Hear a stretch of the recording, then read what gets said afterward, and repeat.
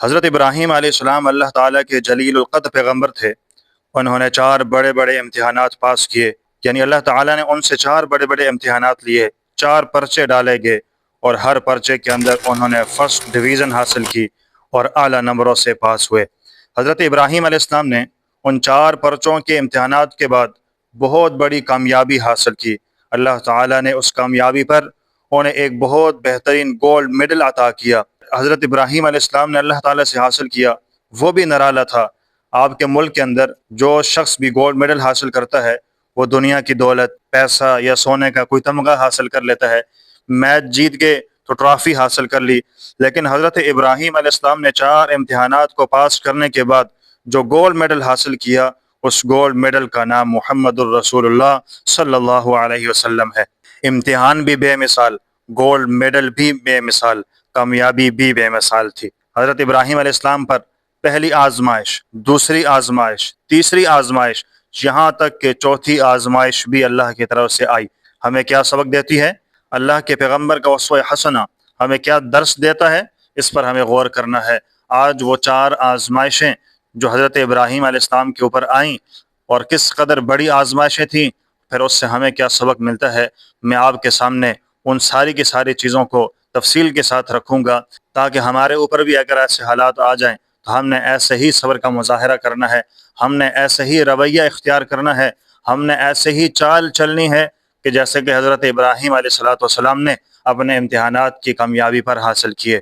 پہلا امتحان شروع ہوتا ہے گھر سے، کہ حضرت ابراہیم علیہ السلام اللہ کی طرف بلانے والے، اللہ کی طرف دعوت دینے والے، اللہ سے مانگنے کے لیے لوگوں کو متوجہ کرنے والے، لیکن وہیں اسی گھر کے اندر حضرت ابراہیم کے والد آزر یہ کہنے والے کہ اللہ سے کچھ نہیں ہوتا، اللہ کی طرف متوجہ نہیں ہونا، اللہ سے نہیں مانگنا، بلکہ اپنی حاجتیں، یہ بت ہے اس سے مانگا کرو، یہ فلاں بت ہے یہ آپ کو بیٹے دے گا، لہٰذا اپنی حاجتیں ان کے سامنے پیش کرو۔ ابراہیم اس کے انکار کرنے والے، نہیں نہیں، اس کی طرف توجہ مت دیجئے، اللہ کی طرف توجہ دیجئے، اللہ آپ کی حاجتیں پوری کرنے والا ہے۔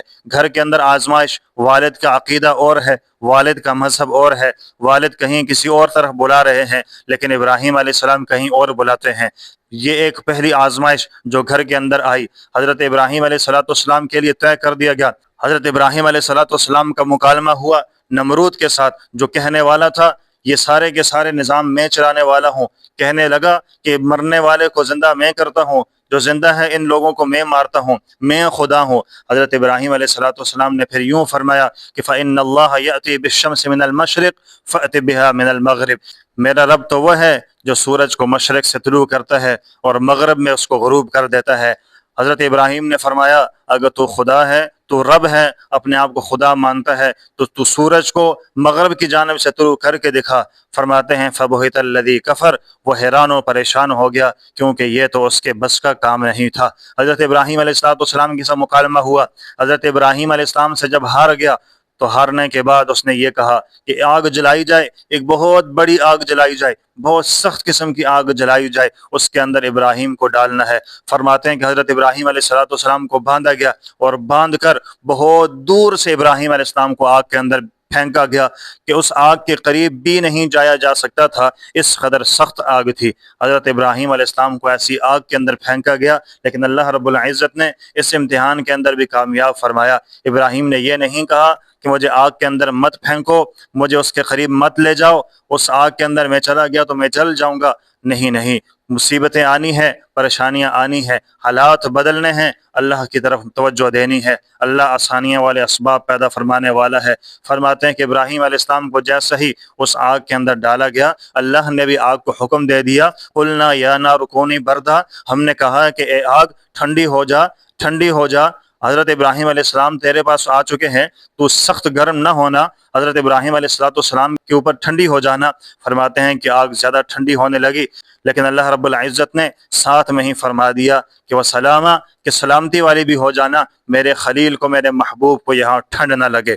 اللہ تبارک و تعالی نے آسانی فرمائی۔ توجہ کس کی طرف تھی؟ اللہ کی طرف۔ مصیبتیں آئیں، پریشانیاں آئیں، کس کی طرف متوجہ ہوئے؟ اللہ کی طرف توجہ دی، اللہ نے اس مصیبت سے ان کو نجات عطا فرما دی، اللہ نے ان کے لیے آسانی والا معاملہ فرمایا۔ یہاں تک کہ فرماتے ہیں کہ اس آگ نے حضرت ابراہیم علیہ السلام کو پورا کا پورا کیا جلانا، ابراہیم کے تو بال تک کو بھی نہیں جلا سکی آگ، اللہ نے اس قدر حکم دے دیا تھا۔ فرماتے ہیں آگ کے اندر ڈالنے کی ایک وجہ یہ بھی بن گئی، حضرت ابراہیم علیہ السلام نے ان لوگوں کے خداؤں کو، بتوں کو بالکل توڑ پھوڑ کر کے ختم کر دیا، ان کا ستیہ ناش کر دیا، ساری کی ساری قوم میلے کے اوپر چلی گئی۔ تو ابراہیم علیہ السلام وہاں اس جگہ داخل ہوئے کہ جہاں ان کے بت رکھے ہوئے تھے۔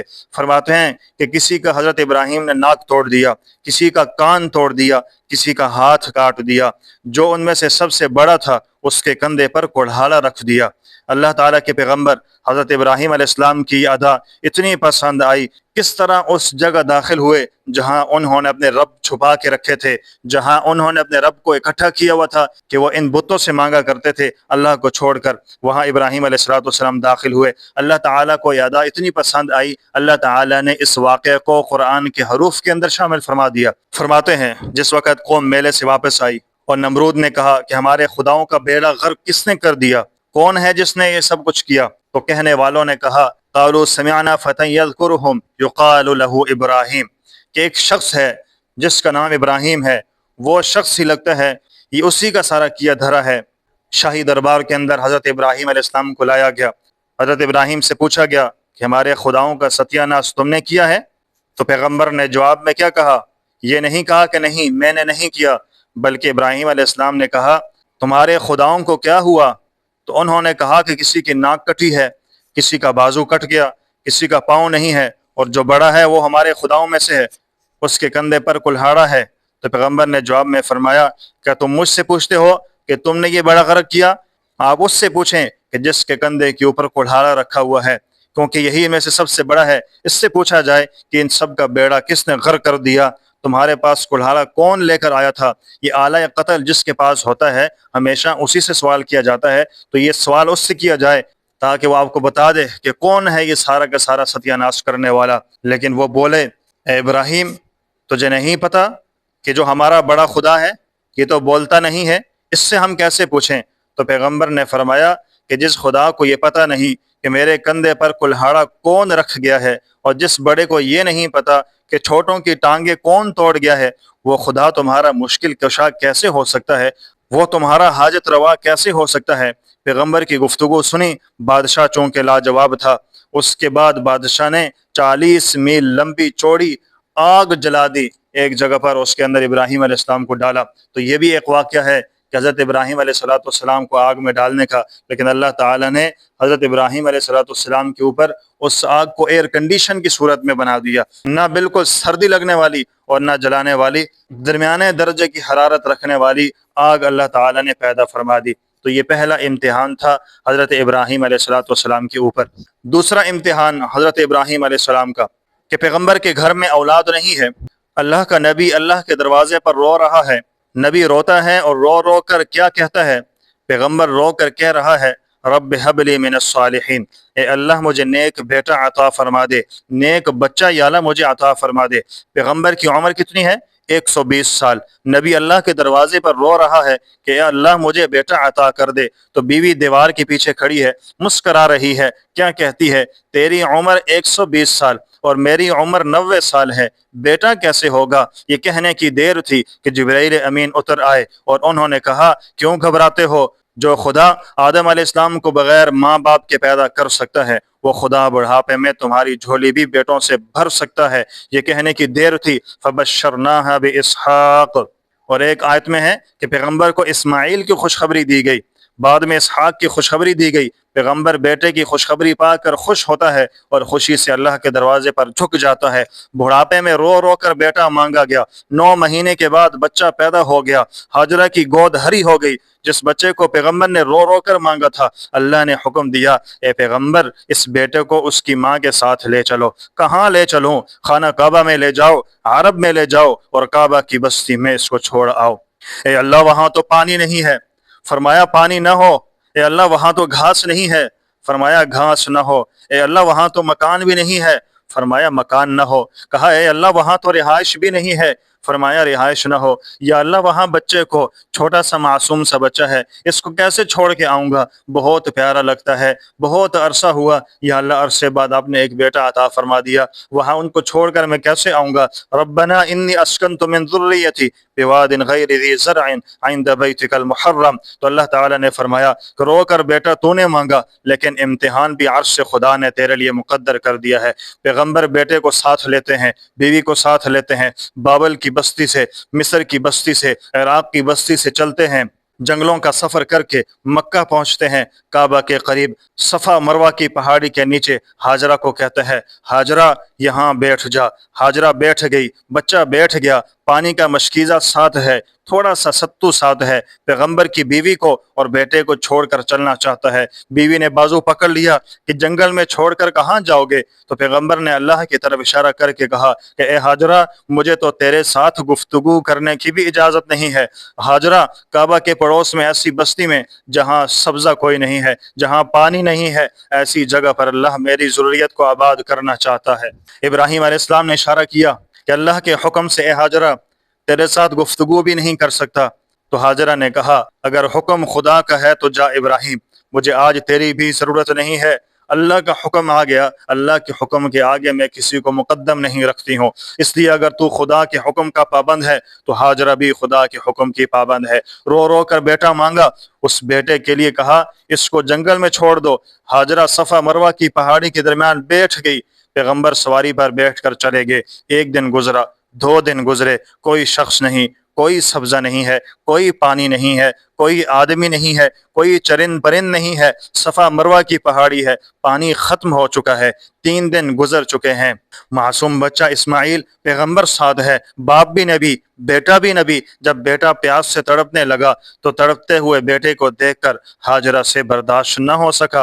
हाजरा बच्चे को ज़मीन पर रख कर वहाँ से चलती है, पहाड़ी पर चलती है, फिर इधर आती हैं, फिर कभी दूसरी पहाड़ी पर जाती हैं। लेकिन जब दरमियान में पहुंचती हैं तो उसको पहाड़ों के दरमियान होने की वजह से बच्चा नजर नहीं आता। तो वहां से वो जरा भाग कर चल रही होती हैं, तेजी से चलती हैं। अर्श वाला खुदा इसको देख रहा है कि इम्तिहान हाजरा का भी है, इम्तिहान बेटे का भी है, इम्तिहान बाप का भी है। अल्लाह ताला को वो अदाएं बड़ी पसंद आई कि बेटा जमीन पर पड़ा है, माँ पहाड़ की चोटी पर, फिर दूसरे पहाड़ की चोटी पर, कभी ऊपर कभी नीचे, 7 चक्कर लगाए। अर्श वाले खुदा को ये 7 चक्कर बड़े पसंद आए और कुरान में अल्लाह ने उसका जिक्र फरमा दिया, इन्न सफ़ा वल मरवा मिन शआइरिल्लाह, इन पहाड़ों को मैंने अपनी अलामत बना दिया। और उसके बाद हज के मौका पर पैगंबर पर लाजिम कर दिया, सहाबा पर लाजिम कर दिया कि जब भी तुम हज करने जाओ तो इसी तरह जाओ जैसे हाजरा जाया करती थी, ऐसे ही चक्कर लगाओ सफ़ा मरवा के दरमियान जैसे हाजरा ने चक्कर लगाए थे। ए मोहम्मद,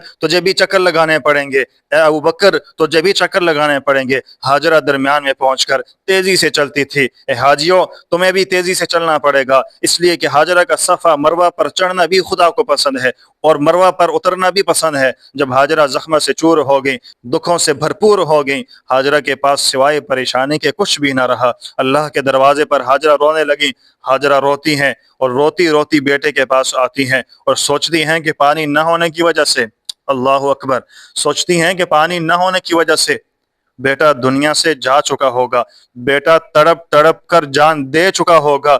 जब हाजरा परेशान होकर आई तो क्या देखती हैं कि बेटा एड़ियां रगड़ता है और उन एड़ियों से आबे जमजम का चश्मा निकल रहा है। आबे जमजम क्यों ना निकलता, अगर एक हाथ के तालाब में पानी खड़ा कर दो, जब 10 दिन गुजरेंगे तो पानी का रंग बदल जाएगा, जायका बदल जाएगा, मज़ा बदल जाएगा। लेकिन आज हजारों साल हो गए हैं, आबे जमजम का ना रंग बदलता है, ना जायका बदलता है, ना मज़ा बदलता है, ना बू बदलती है। आबे जमजम क्यों नहीं बदलता, क्यों नहीं बदलता? इसलिए कि जमजम के कुएं को एक पैगंबर के पाँव की एड़ियां लग चुकी हैं।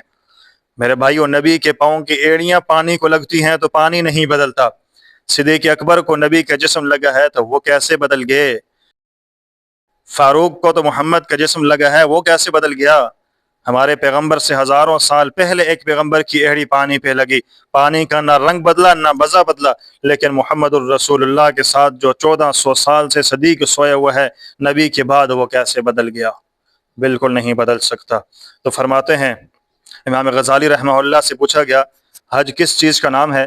تو امام غزالی رحمہ اللہ نے جواب دیا حج ہاجرہ کی اداؤں کا نام ہے۔ حج کس کا نام ہے؟ ہاجرہ کی اداؤں کا نام ہے۔ حج اسماعیل کی وفاؤں کا نام ہے۔ حج ابراہیم کی دعاؤں کا نام ہے۔ یہ دوسرا امتحان تھا۔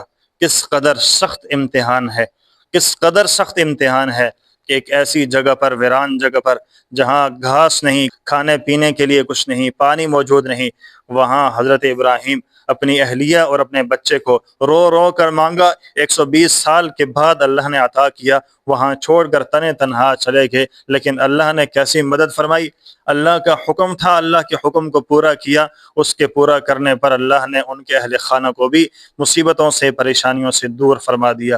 اللہ تبارک و تعالی نے اس کے بعد وہ زمزم کا پانی جاری کر دیا۔ تو یہ فرمایا کہ قربانیوں کے بعد ہی سب کچھ عطا ہوتا ہے، قربانیاں دیتے رہو، اللہ آپ کی قربانیوں کا رنگ لائیں گے۔ حضرت ابراہیم علیہ السلام کا تیسرا امتحان، جب بچے کو وہاں چھوڑ کر چلے گئے، حضرت ابراہیم علیہ السلام کو واپس پھر بلا لیا گیا۔ حضرت ابراہیم واپس آ گئے۔ حضرت اسماعیل علیہ السلام ذرا بڑے ہو چکے تھے۔ جب بچہ تھوڑا سا بڑا ہو جائے اور چلنے پھرنے لگ جائے تو بہت پیارا لگتا ہے۔ بچہ بڑا ہو جائے، پھر اکلوتا بھی ہو، پھر خدا سے رو رو کر مانگا ہوا بھی ہو، اور پھر وہ بھی خدا کا نبی ہو، وہ بچہ بھی خدا کا پیغمبر ہو، وہ بچہ نبوت کا تاجدار بھی ہو، تھوڑا سا بڑا ہو جائے، چلنے پھرنے لگے، تو ایک دن اسی بچے کو خواب آیا، باپ کو بھی خواب آیا۔ اس خواب کا ذکر اللہ تعالی نے قرآن کے اندر فرما دیا۔ فَلَمَّا بَلَغَ مَعَهُ السَّعْيَ قَالَ يَا بُنَيَّ إِنِّي أَرَىٰ فِي الْمَنَامِ۔ ایک دن ابراہیم علیہ السلام نے کہا کہ اسماعیل بیٹا، تو مجھے بہت پیارا لگتا ہے، لیکن آج میں کیا کروں، کیونکہ پیغمبر کا خواب بھی وہی ہوتا ہے۔ ابھی خواب میں نے دیکھا کہ تو نیچے لیٹا ہوا ہے اور تیرے گلے پہ ابراہیم چھری چلا رہا ہے۔ اے بیٹے، تیری کیا رائے ہے؟ قرآن نے اس کا پورا نقشہ کھینچا۔ فلما بلغ معه السعی، اسماعیل علیہ السلام ذرا بڑے ہو گئے۔ قال یا بنی، حضرت ابراہیم علیہ السلام نے کہا اے میرے پیارے بیٹے، انی ارا فی المنام، میں نے خواب میں دیکھا۔ کیا دیکھا ہے؟ انی اذبحک، کہ میں چھری لے کر تیرے گلے پر چلا رہا ہوں، تجھے ذبح کر رہا ہوں۔ فانظر ماذا تری، میرے بیٹے تیری کیا رائے ہے؟ کیا تجھے میں ذبح کر سکتا ہوں؟ کیا تیرے گلے پر چھری چلا سکتا ہوں؟ امتحان پیغمبر کا ہے ایک طرف، اور دوسری طرف بھی پیغمبر، باپ بھی پیغمبر ہے، بیٹا بھی پیغمبر ہے، دونوں پیغمبر ہیں۔ پیغمبر نے رو رو کر کہا اے اللہ مجھے بیٹا دے دے۔ بیٹا مل گیا، پہلا حکم ہوا اس کو جنگل میں چھوڑ دے، پھر حکم ہوا کہ اس کے گلے پر چھری چلا دو۔ ذرا سوچیے اس بات کو کہ کس قدر بڑی آزمائش تھی اللہ کی طرف سے۔ اس کے گلے پر چھری چلانے کا حکم پروردگار کر رہا ہے، کیا کرنا چاہیے؟ پیغمبر نے جب کہا فانظر ماذا تری، بیٹا بتا تیری کیا رائے ہے۔